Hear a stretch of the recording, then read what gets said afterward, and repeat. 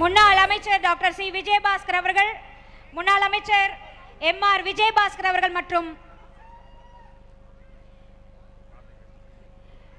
அடுத்ததாக இந்த மேடையில் வெடி பேச்சினை வழங்குவதற்காக தஞ்சை சரவணன் அவர்கள் இங்கு காத்திருக்கின்றார். தஞ்சை சரவணன் அவர்களை சிறப்பு பேச்சினை வழங்குவதற்காக அன்புடன் அழைக்கின்றோம்.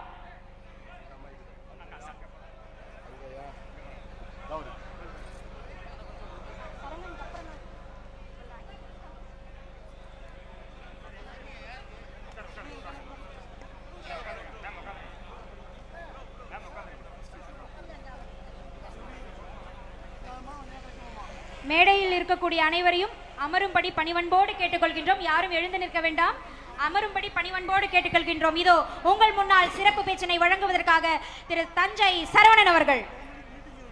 தாய் தமிழுக்கு வணக்கம்.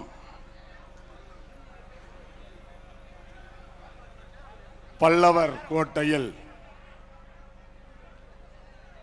தளபதியின் வீரர்களால் நிறைந்திருக்கக்கூடிய சூழலில் நடைபெறுகின்ற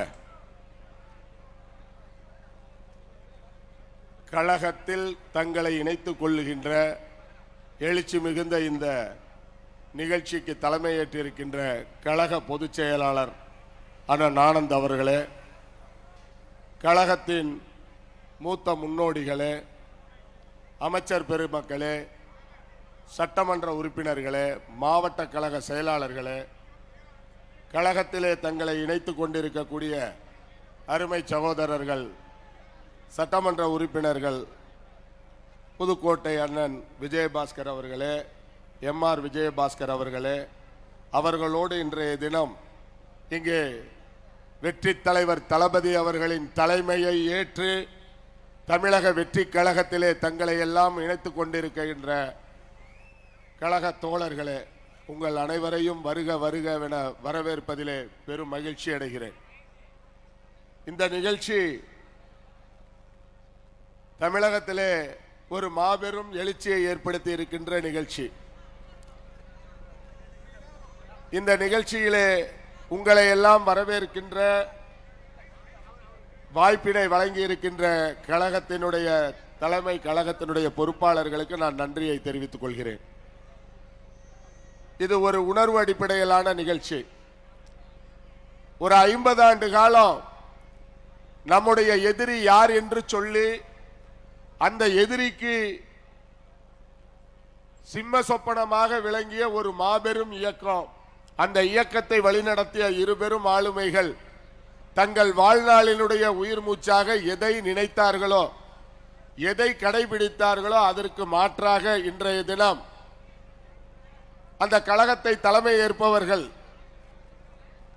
எதிர்மறையாக செயல்படும் பொழுது எழுந்த ஒரு புழுக்கம், அந்த புழுக்கத்தின் அடிப்படையிலே இன்றைக்கு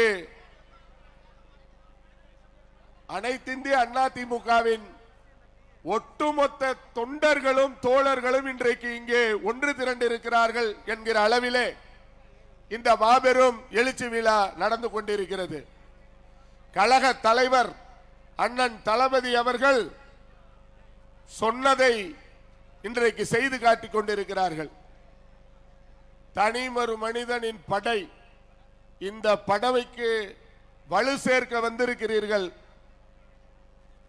தேர்தல் களத்தை சந்திப்பதற்கு முன்னால், இந்த கழகத்தை ஆரம்பிப்பதற்கு முன்னால் ஒரு 1/4 நூற்றாண்டு காலம் எங்களை எல்லாம் வழிநடத்தி, எங்களை எல்லாம் செம்மைப்படுத்தி, மக்கள் பணியிலே ஈடுபடுத்திய மகத்தான தலைவரின் பின்னால் இன்றைக்கு நீங்கள் அணிவகுத்திருக்கிறீர்கள். இந்த அணிவகுப்பு தான் அடுத்து வரும் தமிழகத்தின் அனைத்து தேர்தல்களிலும் ஜனநாயக முறைப்படி தேர்வு பெற்ற ஒப்பற்ற தமிழகத்தின் தலைமகனாக, தமிழக முதல்வராக இன்னும் 1/4 நூற்றாண்டு காலத்திற்கு தளபதி இருக்க போகிறார் என்பதை நிரூபிக்கின்ற ஒரு இணைப்பு விழாவாக இது இருக்கிறது. காவிரி டெல்டா பகுதியை சார்ந்த சகோதரர்கள் இங்கே பெருமளவிலே கழகத்திலே தங்களை இணைத்துக் கொண்டிருக்கிறீர்கள்.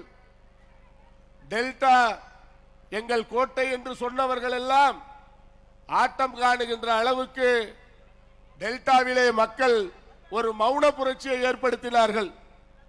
அப்படிப்பட்ட டெல்டாவில் இருந்து வந்து கழகத்துக்கு வலிமை சேர்த்திருக்கிற உங்கள் அத்துணை பேரையும் நான் தளபதியின் கரத்தை வலுப்படுத்த வந்த கரங்களாகவே எண்ணுகிறேன். அந்த அடிப்படையிலே மாபெரும் மாற்றத்தை நோக்கி தமிழகத்தை மட்டுமல்ல இந்திய தேசத்தையே திரும்பி பார்க்க வைத்திருக்கின்ற வெற்றி தலைவர் அவர்களின் வெற்றி தமிழ்நாடு படைக்க நீங்கள் ஒவ்வொருவரும் உன்னத உழைப்பை வழங்க வேண்டும் என்று இந்த நேரத்திலே நான் கேட்டுக்கொள்கிறேன். அனுபவமும் சிறந்த நிர்வாகமும் அறிந்து வைத்திருக்கின்ற சகோதரர்கள் விஜயபாஸ்கர்கள், அவர்களோடு கூடிய முன்னாள் இந்நாள் பேரவை உறுப்பினர்கள் எல்லோரும் கழகத்திற்கு வலிமை சேர்க்கின்ற ஆக்கப்பூர்வ பணிகளை நீங்கள் மேற்கொள்வீர்கள்.